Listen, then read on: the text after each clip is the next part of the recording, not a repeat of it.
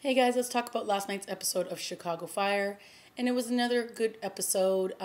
We pretty much started off right where we left off with the next morning with Dawson and Casey. And it was the two of them in bed together. And, Dawson was kind of doing that subtle pushing him out the front door kind of thing. And he was like, listen, I'm not going anywhere. We've waited over a year to do this, and I'm not going to mess it up. So it's kind of nice to see him tell her he's all in, and she could relax a little bit and not worry about him necessarily running away, or that this might end before it starts. So that was good to see.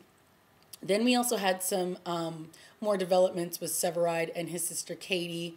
She decided to come over to the firehouse and she cooked for the guys and girls, and they actually got to meet her, which was nice. And, I think there's a part of her who is scared to open up because she doesn't want to get hurt. And she explained that to Severide in last week's episode.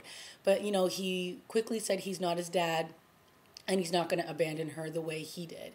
So, her reaching out to him was really nice. And then he, in turn, went to her graduation and supported her on one of the biggest days in her life.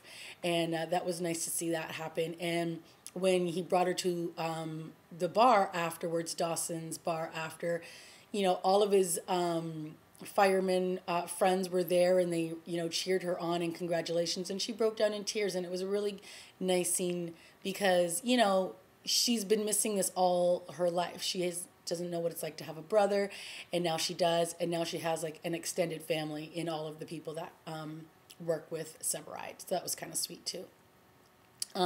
We also had some stuff going on with Mills and Isabel again in this episode. It wasn't really too heavy. It was pretty much them sort of clearing the air with everything that happened last week with him thinking that she was using him because he's black to impress one of the, I believe he's a congressman in the neighborhood who she's trying to work for. And she ends up getting the job, and he even says to her that, or he actually says to Mills that his wife thought that she was using Mills as well.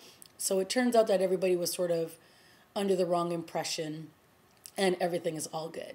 Will Mills and Isabel work out? I don't know, but, it's nice to see him moving on. And another thing that happened to Mills in this episode was he was accepted into the police academy, I guess, to go for the basic training to see if he will actually become a cop. So I feel like, last week I thought maybe they were going to use the situation with Cruz's brother going back into the gang situation to sort of help cross over the Chicago PD that's going to start up in January and this show. But it looks like they're going to use the Mills storyline to probably cross over and see him go through, I guess, the police training and figure out what it is that he wants to do. Does he want to be a cop? Does he want to be a fireman and take after his father? I guess we'll see what happens. But we find out that he gets accepted in, and we'll see what happens. Then we had, like I said before, the Cruz storyline play out in this episode. It happened kind of quickly, which I was, I guess, a little disappointed with. I mean, I don't know if I really wanted it to last much longer, but his brother basically went back into the organization, and as part of his initiation, he had to go along with them, I guess, on like a drive-by or something. And of course, Cruz was freaking out. He didn't want his brother to do it, but this is really the only way that they could kind of pin the killing of the young girl from last week on this guy. And, his brother was wearing a wire and, he had to sort of get the guy to confess. I mean, I've watched The Wire, so I know how hard it is to get one of those things. And so it kind of felt like everything was really rushed in this episode and everything just kind of came together too easily. I mean, I shouldn't say too easily. I mean, he was involved in a drive-by shooting. But, that was pretty much the intent. The high part of the episode was, his brother was in the back seat with these two other drug dealers and gangbangers, I guess you could say. And as they were heading off to where they were going, this other car pulls up and they just riddle the car full of bullets. And, the guy, but right before that, the guy had actually confessed to shooting one of their members and accidentally killing the girl last week. So they did get the incriminating evidence that they needed. but they also ended up being a part of a drive-by shooting. And Cruz's brother was okay. They got what they needed. And then, of course, the guy turns and is like, you're dead when I get out. You're dead, you know. And it's like, uh-oh, what's going to happen to Cruz's brother? And so now we find out that Cruz's brother has to be taken away for his protection. And, of course, Cruz didn't know that this was going to happen, but it's the best and safest way to protect him. So he's going to go off to live with his uncle somewhere, and hopefully this storyline will be done. The other storyline with Cruz that was going on was that he had proposed to Zoya, and in this episode she decides that, you know, it's not going to work, and she ends up breaking it off with him, which is fine because that storyline was a little bit silly anyway. And of course we had Severide with Shay, and Shay was spiraling out of control even more in this episode, and she was pretty much MIA for the whole episode, and everybody was looking for, well, not everybody, but Severide and Dawson were looking for her. And, you know, when Dawson ended up finding her, well, first, before I say that, Severide actually went to Dawson and said, listen, I don't know what happened between the two of you, but you need to fix it because she is your best friend and she's my best friend and we're losing her. She is spiraling and, you know, we need to get her back to us.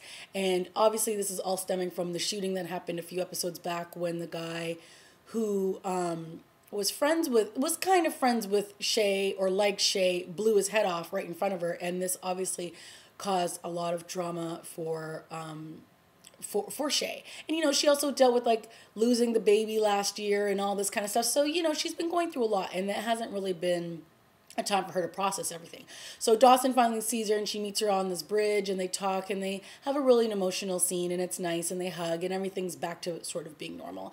But, you know, it was kind of touch and go there for a moment. Shay was really getting depressed and obviously she's still going to need to talk to somebody because, you know, Dawson just saying, hey, I'm here for you isn't going to be enough. So they were able to close that off and I guess put that storyline to bed after this episode. And then we finally got the kicker that, you know, Gale has been pretty much hell-bent on destroying Firehouse 51 and Bowden. And they had gone to a fire rescue earlier in the episode. And I guess some of the actions that they took in that case to save this man's life was, I guess, not up to code. And this was all that Gale needed to be able to shut down 51. So she pretty much shows up at the precinct. She hands these envelopes to the guys and is like, this is going to be your last shift together. I'm shutting it down. And it's like, you know what? You're gross. I mean, these people are out there risking their lives every day to help the everyday citizen. And she just has this vendetta for whatever reason to take down Bowden and take down all of these people. So she has accomplished her mission, or at least so we think, and it looks like she's about to hand them their last day of work. So it's kind of sad to see, and the look on all their faces is like, you know, in complete shock. So it was a good episode. We had a lot going on. I mean, I really did like the fact that Dawson and Casey were pretty much like doing it wherever they could. They were hooking up in the ambulance truck. They were hooking up in the shower. Like they were just like, you know, texting each other and really not being subtle about it. It was really cute. They were definitely a couple that is, you know, newly, you know, I guess hot for each other and can't keep their hands off each other, which was fun to watch. But again, you know, Chicago Fire really does pull at the heartstrings from time to time, and it's always a very touching show. I mean, yes, they do have a lot of drama that goes on, and sometimes, you know, it's like every episode there's a lot going on because they, you know, they're trying to incorporate all the characters. But I think at the end of the day, it's a family show, and it really gives you that appreciation for what it is that they do and the family struggles that they go through and the things that they really have to take home with them every day. And, you know, that's one of the things I really like about this show. It is kind of a procedural where something is always happening, but yet there's always a lot going on that is sort of lasting throughout the entire season. So that's always good. All right, guys, that has been my review for Chicago Fire. I hope you enjoyed it, and I'll see you next week for their, I believe, mid-season finale. Okay, guys, bye.